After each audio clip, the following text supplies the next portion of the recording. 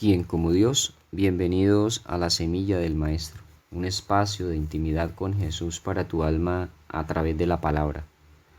Hoy es viernes de la tercera semana de Pascua. Seremos tus manos para construir un mundo nuevo. Seremos tu boca En el nombre del Padre, del Hijo, del Espíritu Santo. Amén. La liturgia de la Iglesia nos presenta el Evangelio según San Juan, en el capítulo 6, versículos del 52 al 59. En aquel tiempo disputaban los judíos entre sí: ¿cómo puede éste darnos a comer su carne?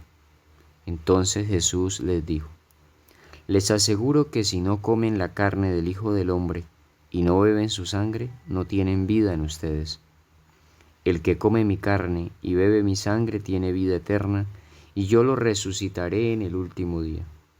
Mi carne es verdadera comida, y mi sangre es verdadera bebida. El que come mi carne y bebe mi sangre, habita en mí y yo en él.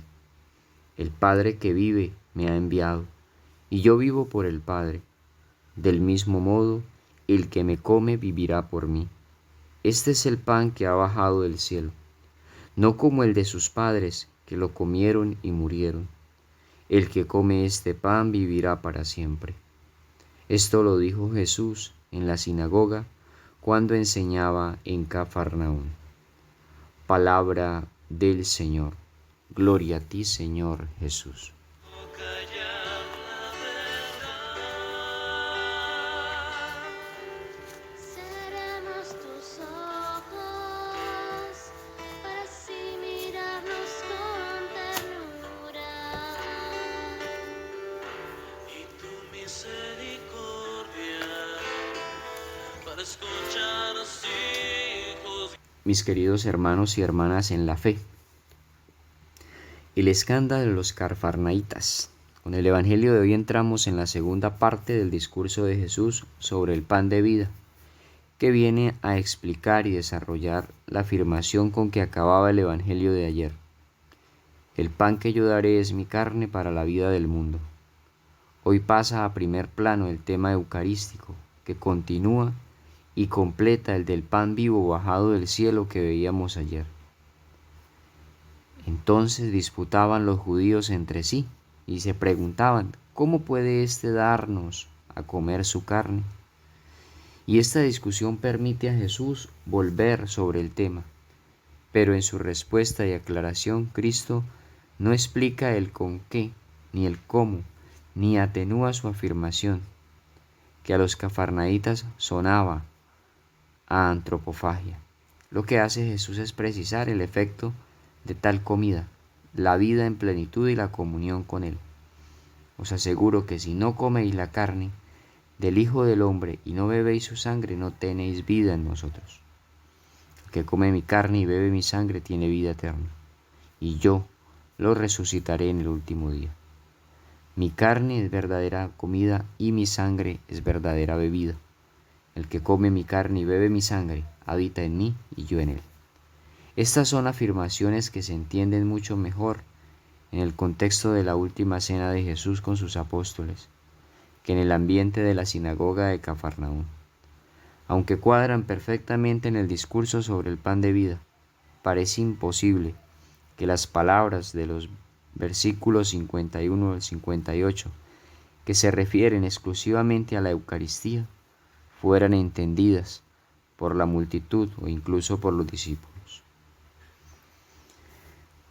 Si en la primera parte del discurso Jesús vinculaba la vida eterna a la fe en Él, como veíamos miércoles y jueves pasados, en esta segunda sección la supedita a la comunión de su cuerpo y de su sangre, que son verdadera comida y bebida. De hecho, fe y comunión, fe y sacramento, fe y Eucaristía se necesitan y complementan mutuamente.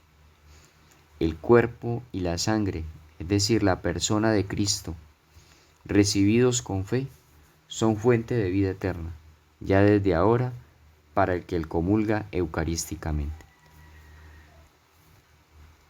Jesús afirma: el que come mi carne y bebe mi sangre, habita en mí y yo en él.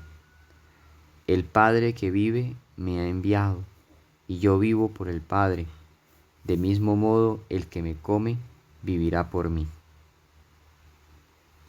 La continua mención de la carne de Jesús remite al misterio de su encarnación en la raza humana, y la repetida separación que se establece entre cuerpo y sangre es una manifiesta referencia a los dos extremos de la vida del Señor, encarnación y muerte, asociados ambos con la Eucaristía, cuya institución vinculó Jesús de manera expresa con su muerte sacrificial la víspera de la misma. De ahí el valor de sacrificio y de carigma que tiene la Eucaristía, y que declaramos al decir: anunciamos tu muerte, proclamamos tu resurrección, ven Señor Jesús. El amor lleva a darse, cuando se trata de un amor como el de Jesús. Así se llega hasta los extremos más insospechados. Cristo tiene que marcharse de este mundo, pero inventa el modo de quedarse para siempre entre nosotros, verdadera, real y sustancialmente en el pan eucarístico. Por la Eucaristía Dios se une con todos los hombres que comulgan. Dios nos ama, y como el amor tiende a la unión, Dios se une con nosotros cuando recibimos el cuerpo y la sangre de su Hijo en la Santa Comunión. De esta forma permanecemos en Él y Él en nosotros. La Eucaristía nos da a Jesucristo con su alma, cuerpo y divinidad. Él es el mismo autor de la vida. Propongámonos a ser uno con Cristo en la Eucaristía.